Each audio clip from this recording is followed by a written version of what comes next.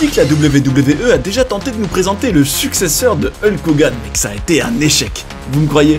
C'était un match champion contre champion, c'était WrestleMania 6, c'était le Hulkster contre l'Ultimate Warrior.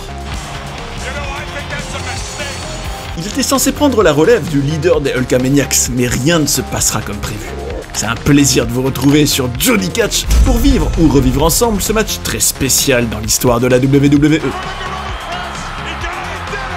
Vous découvrirez entre autres pourquoi Vince McMahon avait décidé de remplacer Hogan, pourquoi cette succession n'a pas fonctionné, et aussi comment les deux catcheurs se sont détestés dans la vraie vie, et même comment Warrior a pris en otage un show. Aujourd'hui, on retourne en 1990 pour un passage de témoin raté. On entend souvent parler de ce fameux match à WrestleMania 6 entre Hulk Hogan et l'Ultimate Warrior, en entendant dire que il était très important, qu'il a marqué de nombreux fans, mais qu'est-ce qui le rendait donc si spécial? Et est-ce que des années et des années plus tard, quand on le revoit, est-ce que c'est toujours aussi incroyable? Qu'est-ce que ça vaut? Quelle histoire ça raconte? Vous saurez tout sous quelques minutes les gars, ne vous inquiétez pas. Déjà, rappelez-vous de qui on parle exactement.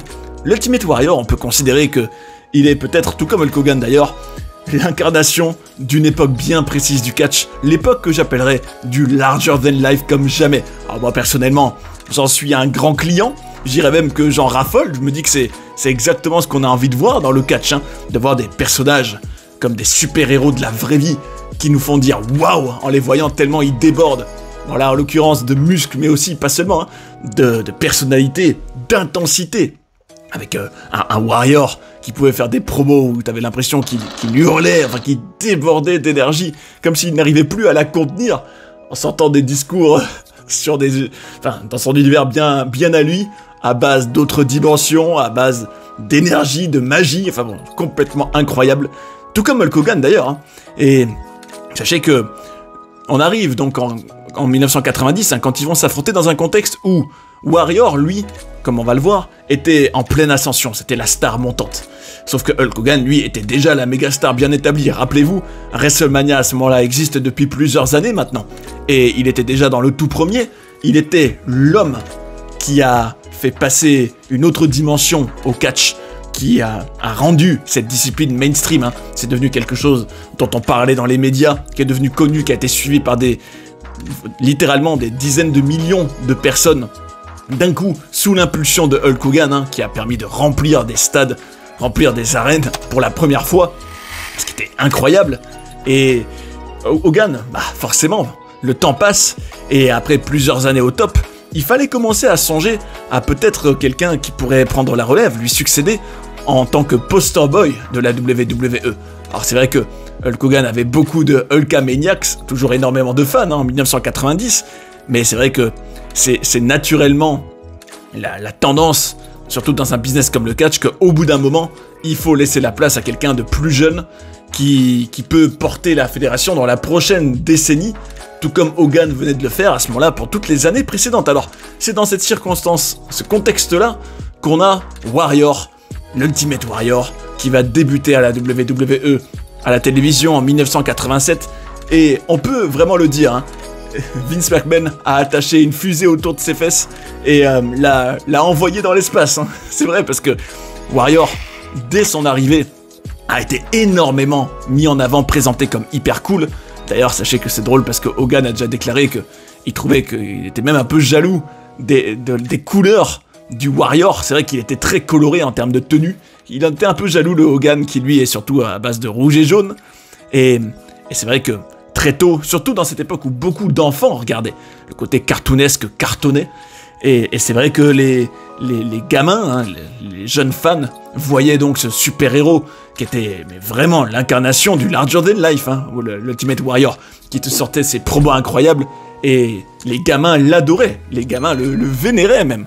Donc c'est vrai qu'on avait une drôle de situation quand même, puisque, comme on va s'en rendre compte après, là en gros on a un cas de figure, où on a Hogan qui est déjà un super-héros adoré, mais Warrior qui est le nouveau super-héros, toujours adoré lui aussi, mais il n'en restera qu'un. Et c'est vrai que Vince McMahon en gros voulait aussi profiter que Hogan soit encore vraiment bouillant et très chaud et génère encore beaucoup de réactions pour faire un passage de témoin à ce moment-là. C'est vrai que dans ce genre de cas de figure, c'est vrai qu'on pourrait avoir tendance à attendre que le gars soit complètement rouillé pour qu'il perde contre un autre gars qui le remplace. Mais là, en tout cas, Vince sentait que c'était le moment pour le faire.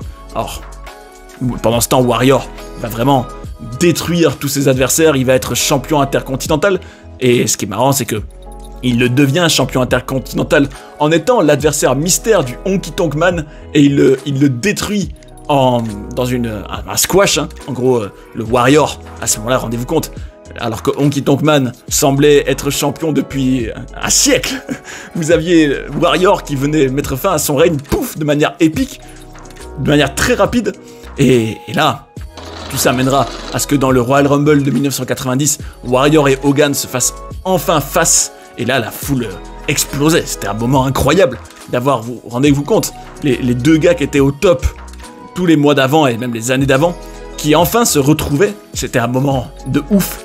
Et il laissait présager, hein, surtout quand Hogan a éliminé Warrior, qu'ils allaient devoir s'affronter tôt ou tard. Même si il y aura quand même une étape intermédiaire où ils feront un match en tag team, Hogan et Warrior, au show Saturday Night's Main Event contre le Genius et Mr. Perfect. Et c'est vrai que les fans à ce moment-là n'attendaient qu'une chose, c'est qu'ils s'affrontent. Et surtout, c'était vraiment spécial parce que vous aviez pas tout le monde qui devait être pour le héros et être contre le méchant. Non, il fallait choisir son camp. Il fallait être soit pro Hogan, soit pro Warrior. Et vous allez voir que ça allait mener à quelque chose d'historique. Alors, c'est vrai que Hulk Hogan, quand il prend du recul sur cette époque, il dit qu'il était encore en feu, que c'était encore le grand succès pour lui, mais Vince, de son côté, le patron, sentait que sa popularité était en tout cas un peu moins forte qu'avant. Pendant ce temps, le Warrior, lui, on l'envoyait partout, faire même des shows dans les médias mainstream pour connecter avec les fans, se faire mousser et tout simplement devenir une star prête à prendre le relais de Hogan, hein, tout simplement. Et à ce moment-là, donc, ça devenait officiel à WrestleMania 6. Alors, surtout, écoutez ça, c'est non seulement un face contre face où on doit choisir son camp, mais c'est aussi un title versus title. Champion contre champion. Jamais on avait eu ça. Incroyable ça, incroyable. Et personnellement, je me dis, ça rajoute encore plus de côté épique. Tu te dis, genre là, donc non seulement c'est le gagnant prend tout, mais surtout, on a donc deux champions, deux gars au top de leur crédibilité qui s'affrontent. Alors c'était... Tout ça menait donc à ce fameux show au Skydome de WrestleMania 6. Et alors là, ce qu'on en retient des années plus tard, déjà, personnellement, ce que je trouve dingue, c'est que Warrior, il fait son entrée en courant, hein, et pourtant le chemin était très long. Et c'est vrai, et ça, je trouve, avec le recul, que ça explique pourquoi, c'est ce que Hogan a révélé par la suite, que dans le ring, Warrior était carbonisé, qu'il était épuisé, et qu'il voulait même terminer le match beaucoup plus tôt que prévu, tellement cette course vers le ring l'avait vraiment mais éreinté, il n'en pouvait plus. Bon, après en soi, c'est vrai que je trouve que cette entrée, quand il arrive en sprintant, ça reflète toute son énergie, hein, c'est la force du personnage, il le fallait. Mais c'est vrai qu'une fois que tu arrives dans le ring, Hogan racontait par exemple qu'il entendait Warrior respirer très très très fortement, et qu'il était peut-être aussi tendu, nerveux, donc peut-être qu'il n'était tout simplement pas prêt pour un tel spotlight. En tout cas, Hogan a rassuré en disant que oui, une fois que Warrior s'est calmé, il m'a écouté, et j'ai pu le faire paraître comme une méga star. Et c'est vrai que, bon, le match, soyons honnêtes, c'est vrai que il pourrait être comparé à des spotfests qui vont à 100 à l'heure dans les années bien plus récentes, mais faut le regarder pour l'histoire, ce match, c'est ça qui compte. L'histoire, c'est d'avoir deux forces de la nature, deux méga stars, hein, deux personnages larger than life méga forts, deux héros qui s'affrontent, et s'affrontent aussi dans un combat, ils exhibent leur force chacun leur tour, et tout l'enjeu, c'est surtout de savoir lequel des deux va gagner, et pas du tout, oui, on va créer un maximum de spectacles, de rythme, patati patata, de moments OMG moments, non, loin de tout ça. C'était pas du tout l'idée de ce match, c'était l'histoire. Et rappelez-vous, on est dans une époque où c'est l'histoire, les personnages, l'identité qui connectait, qui captivait les fans. Et je trouve que c'était d'ailleurs bien plus sain. Je préfère largement ça, hein. Moi, l'histoire, pour moi, l'histoire, les personnages, les émotions, il n'y a rien de plus important dans le catch. Bref, tout ça mènera à un finish très choquant. On voyait Warrior gagner de manière clean. Alors ça c'était un événement de ouf, hein. On voyait jamais ça. Hulk Hogan c'était rarissime qu'il perde tout court. Donc là, quel événement, quel choc, incroyable. Mais bon, on notera quand même que à peine il y avait eu le compte de 3, que Hogan, juste genre dans la 10e de seconde derrière, il se relève. En gros, pour donner l'impression, ok, c'était presque comme un roll-up en quelque sorte. Bon, pas exactement, mais dans l'idée que ça y est, je suis déjà debout. En fait, il m'a battu, mais je suis encore là, je suis quand même fort. C'était un peu un côté old school qui était sorti, et peut-être un peu égomaniaque de Hogan qui voulait quand même protéger son personnage. Et c'est vrai que on peut quand même trouver qu'il a peut-être trop attiré l'attention autour de lui dans le final de ce match, Hogan, déjà en se relevant si rapidement après, alors qu'il avait perdu le match, et marchait tout lentement avec le titre pour ensuite le donner au Warrior. Alors certes, il a laissé quand même à la fin Warrior célébrer, mais on avait plus l'impression que c'était les adieux de Hulk Hogan par rapport on va dire, au sommet de la WWE, plutôt que l'avènement de l'Ultimate Warrior. Ça, faut bien le reconnaître. Mais bon, en tout cas, l'histoire avait été racontée plutôt avec brio, hein. On avait quand même eu le Warrior qui a eu l'occasion de montrer toute sa puissance, ça oui. Et bon, après, c'est sûr que le moment a été quand même très marquant, hein. Surtout, on avait l'impression que genre Hulk Hogan, c'était la fin d'une ère. C'est un peu comme quand imaginez une situation où vous avez un John Cena, par exemple, des années plus tard, c'est aussi arrivé. Bon, pas un WrestleMania, hélas, mais un John Cena qui perd contre un Roman Reigns et qui passe le témoin. Ce genre de scénario-là, en soi, tu te dis, bah oui, là, je vois, c'est la fin de tout un règne de quelqu'un qui a été au top, qui a été la locomotive de la compagnie pendant longtemps, et boum, je le vois en direct se faire remplacer. Alors c'est vrai que c'était un moment spécial. Warrior a même dit dans le ring à ce moment-là qu'il aimait Hogan, qu'il le remerciait. Au moment où il lui a donné la ceinture, Hogan était même ému en y repensant des années plus tard. Mais Warrior a expliqué qu'à peine quelques jours après, il se demandait déjà « Allez, c'est quoi la suite maintenant ?» Et bon, en tout cas, ça avait marqué beaucoup de fans, hein. Rendez-vous compte que pour les Hulkamaniacs, c'était vraiment le cœur brisé pour eux de voir leur idole perdre. En tout cas, alors qu'on s'attendait à ce que ce soit un passage de témoin qui marquerait toutes les années suivantes avec un Ultimate Warrior au top pendant minimum 5 ans, hein, tout comme Hogan l'avait été toutes les années précédentes, rien ne se passera en réalité comme prévu les mecs. Écoutez ça. Sachez que plusieurs acteurs de l'époque, notamment l'Undertaker, ont dit que c'était évident que au moment où il est devenu champion, que Warrior ressentait vraiment cette pression de devoir être le champion, de devoir être la mascotte de la compagnie, le visage, que c'était pas facile pour lui, surtout que Hogan en réalité était encore un peu dans les parages, n'était pas parti quoi. Et c'est vrai que il avait peut-être pas, en tout cas selon certains, les épaules pour assumer ce rôle. Il y en a qui disent par exemple que une fois que Warrior était champion, que ça avait pas l'air aussi spécial, qu'il était peut-être mieux quand il était en chasseur lui.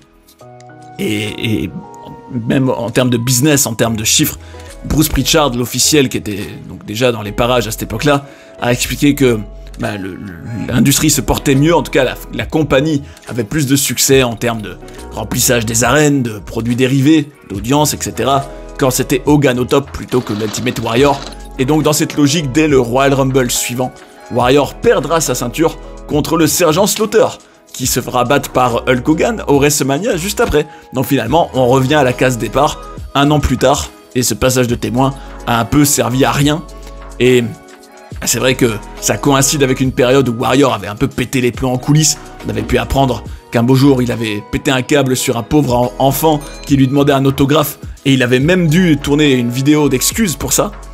Et ça reflétait un Warrior qui clairement succombait au stress que c'était d'être à la fois, enfin c'est un tout, hein, c'est un cocktail entre l'époque, les sacrifices physiques, la pression, la concurrence.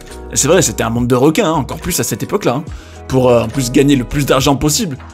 Et ça, d'ailleurs, il y tenait beaucoup. Sachez que, par exemple, il avait écrit une lettre à Vince McMahon en disant qu'il exigeait d'être payé autant que Hulk Hogan et qu'il ne catcherait pas s'il n'était pas payé 550 000 $, en gros le même montant que Hulk Hogan, pour en l'occurrence le show SummerSlam. Alors ça c'est un show où Warrior devait faire équipe avec Hogan d'ailleurs. Et il avait carrément pris en otage la compagnie parce que, en gros, il disait oui, non, moi je participe pas à ce match. Genre, rendez-vous compte, le jour du show, dire moi je participe pas à ce match si je suis pas payé autant qu'Hogan. Sinon, je fais grève et votre main event, vous le foutez là où je pense. Donc là, ouais, ça a un nom, hein, ça s'appelle prendre en otage un show. Et ça, une fois que le show sera passé, Vince le renverra à la maison. Et donc Warrior était déjà reparti. Donc rendez-vous compte que finalement le passage de témoin était complètement raté. Alors par la suite, on relèvera que peut-être qu'un phénomène qui a joué, c'est que dans les années 90, les fans commençaient quand même petit à petit à rejeter les personnages aussi larger than life, cartoonesques à la Hulk Hogan et qui voulaient plus de réalisme, plus d'authenticité, ce qui mènera bien sûr au succès d'un Stone Cold Steve Austin et même à un Hulk Hogan qui se réinventera en devenant Hollywood Hogan à la WCW avec le New World Order, hein, bien sûr. Et d'ailleurs, ils auront un autre chapitre de leur rivalité à la WCW où Warrior viendra pour affronter Hogan. Mais bon, ça c'est pas le sujet. Et donc en tout cas, des tensions entre les deux hommes pendant des années, hein. Il y avait vraiment une vraie compétition réelle entre eux, hein, 100% vécue. Sachez qu'il y a déjà eu des shoot interviews où l'un et l'autre se clashaient mutuellement. Warrior qui disait que Hogan était quelqu'un de toxique, qui essayait de rendre tous ses concurrents addicts, accros à la drogue et tout, pour les affaiblir tous et pouvoir tous les dominer. Qu'il avait même déjà proposé, Hogan, hein, proposé à Warrior de coucher avec la femme de Hogan. Enfin bon, des révélations un peu sordides, hein. Et deux hommes qui ne se retenaient pas dans leur clash et leur pique l'un à l'autre. Mais bon, ça mènera quand même à une réconciliation en 2014, quelques jours avant la mort du Warrior d'ailleurs. Le jour où l'Ultimate Warrior a été intronisé dans le Hall of Fame. Ils enterreront la hache de guerre en coulisses, un grand moment. Et aussi, avec le recul quand même, un match très important. Alors certes, les années suivantes, ça n'a pas mené là où ça aurait dû mener. Warrior n'a pas été le successeur, n'a pas été la nouvelle locomotive, n'a pas été le nouveau poster boy. Mais bon, peut-être qu'il faut pas regarder les choses de cette façon-là en se disant qu'est-ce que ça a donné par la suite. Non, il faut regarder le moment WrestleMania 6 qui était mémorable, qui était déjà bien, et qui était plutôt que d'être le début d'un processus qui a échoué les années suivantes, la fin d'un processus qui avait très bien marché les années d'avant. La grande ascension du Warrior qui se conclut par une victoire de premier plan contre le Hogan, et rien que ça, je dis que c'est légendaire. Alors je vous pose la question, est-ce que vous avez vu ce match? Est-ce que vous l'avez peut-être vécu aussi à l'époque? Alors là, partagez, c'est fabuleux de partager tout ça. Et n'hésitez pas à parler peut-être de matchs du Warrior qui vous ont marqué, ou de Hulk Hogan, de toute cette époque-là, l'âge d'or du catch. Faites vos propositions et je vous dirai si à mon humble avis c'est dans la légende ou pas. D'ailleurs, si vous voulez découvrir nos documentaires sur des personnages passionnants comme The Rock, cette playlist devrait vous plaire. Et sinon, cliquez ici pour apprendre plein d'autres secrets et controverses de la WWE. J'espère que vous avez passé un bon moment devant cette vidéo et je vous invite à rester sur Johnny Catch pour en voir d'autres. A tout de suite. Jabroni.